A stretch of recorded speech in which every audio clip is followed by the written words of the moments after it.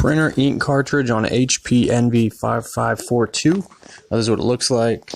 It's right here. It'll say 5542 on it.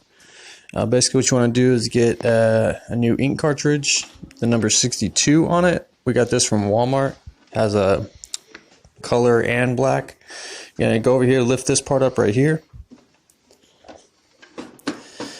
And once you get this lifted up, the ink cartridges are right here. It also tells you right here which ones to get. Make sure it's the same number on the box. And then you just pretty much just use your fingers to pull these out. Just be gentle and pull them out. You can kind of wiggle them if you need to. But yeah, these pull out. The purple one is color. The black one is, black. So these come out. Just go ahead and remove this. And then we'll go to our new ones here. Like I said, we got this at Walmart, but I think there's aftermarket brands you can get too. It's called Tricolor and black.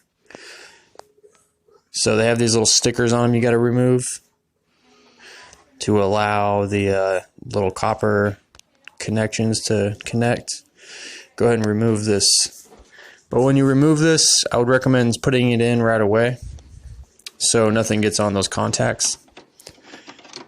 So just slide this into here. You should hear it click or pop. And it'll just kind of lock in place. And then we'll put the black one in. Same thing, remove the sticker and put it in. And usually the printer will say thank you for installing a HP genuine cartridge. If you get an HP one, I recommend getting an HP one. Alright, and that's it. Let's see. Yep, genuine HP ink cartridge installed, so that means you're pretty much good to go. Just press OK.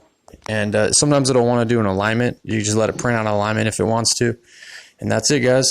Thanks for watching. Oh, here's the paper. Here's how you do the paper too. You just pull this out, put your paper in here. Just to let you know.